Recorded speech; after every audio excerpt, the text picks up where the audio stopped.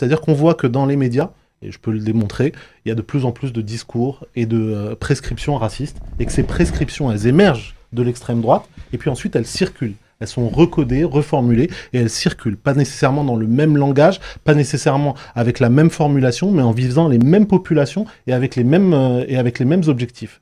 Et puis ensuite, en fait, une sphère politique française qui a de plus en plus de mal à faire face et à déconstruire ce discours sans devoir se justifier. L'extrême droite dit « regardez les musulmans et les immigrés et les réfugiés » et tout le monde va commencer à se justifier. Éric Zemmour propose de déporter 5 millions de musulmans et le fact-checking va être « est-ce qu'ils sont 5 millions dans Éric Zemmour propose de déporter 5 millions de musulmans 2014 dans Corriere della Sera, 30 octobre. Et non, et ben alors, 30 octobre, le journaliste italien... Vous me laissez terminer. Je vous me laissez terminer. Je vous après. T'inquiète, prends des notes. Donc, arrive est publié dans Corriere della Sera la proposition que le journaliste fait à Éric Zemmour de déporter des millions de musulmans, et Éric Zemmour dit oui, bah, on l'a fait pour les pieds noirs, peut-être qu'on peut l'imaginer aussi pour ça, c'est possible.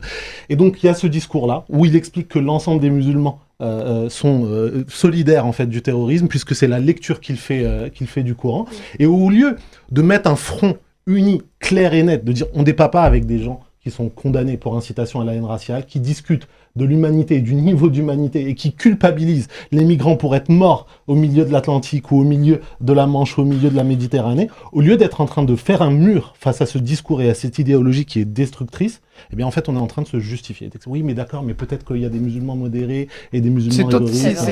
Et ça induit des schémas. C'est hallucinant. Quand tu l'étayes comme ça, c'est vrai qu'on se rend compte que on a accepté ce jeu-là, ça veut dire complètement. Que... Mais en fait, ce qui est choquant, c'est qu'en fait, on est en France. Parce qu'avant, quand Jean-Marie Le Pen disait une phrase comme ça, mais sauf qu'il y a eu un recodage.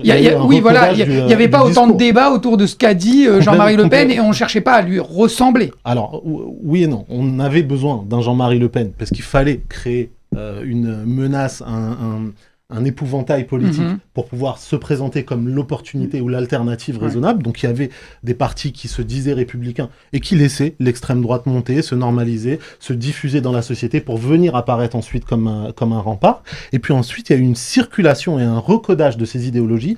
On disait plus ça l'arabe, retourne dans ton pays, mais il faut réaffirmer l'identité française et la laïcité avec fermeté, et on voyait qu'on vise exactement les mêmes populations avec la même cible. Mais ce qui me choque... C'est du racisme poli. En fait, c'est un recodage de ces formes-là, de la même manière que Orban, quand il parle des Roms ou des populations de réfugiés, que Trump, lorsqu'il parle des populations hispaniques ou d'origine d'Amérique centrale et d'Amérique du Sud, il recode son langage pour être audible auprès de sa cible, et d'autres partis et d'autres formations politiques qui visent exactement les mêmes électeurs vont viser cette cible-là avec une autre formulation. Mais ce qui me choque, moi, au bout du compte, c'est qu'on ne découvre pas ça en France en 2021.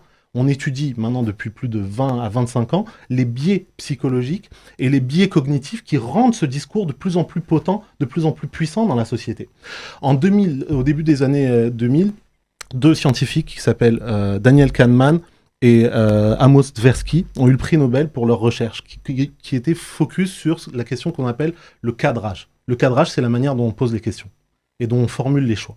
Et on voit aujourd'hui, par exemple, que les sondages dans l'opinion jouent énormément dans le traitement médiatique qui est fait des questions, et on voit que la manière de poser les questions et de proposer des choix induit un certain type de réponse. Donc plus on pose les mauvaises questions dans de mauvaises formulations, plus on fait émerger en fait des attitudes qui sont de plus en plus normalisante vis-à-vis du racisme. Et c'est ça qui fait que un racisme qui était inacceptable dans les formulations il y a 20 ans devient de plus en plus possible, de plus en plus probable. Et les médias, en fait, ils ont un lien avec la réalité, qui est un lien qu'on peut étudier. On peut appeler ça, en fait, une projection co-intégrée du réel. Une projection, pourquoi ? Parce que les médias, c'est pas le réel. C'est pas le monde réel.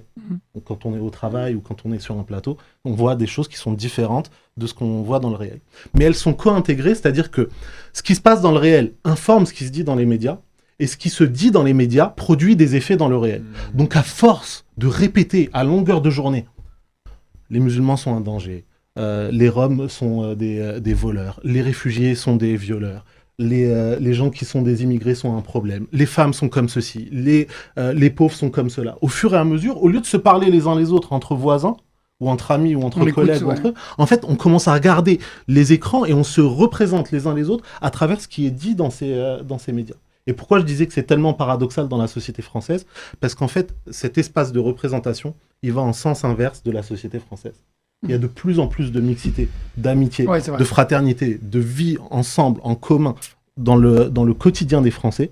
Et dans l'espace de représentation, il y a exactement le sens inverse. On divise, on essaie de cliver, parce qu'on va pouvoir segmenter et capter tel type d'électorat, le montrer qu'être telle autre population, et au fur et à mesure gagner un point de vote, un point d'intention, pour essayer de gagner un peu plus dans les sondages.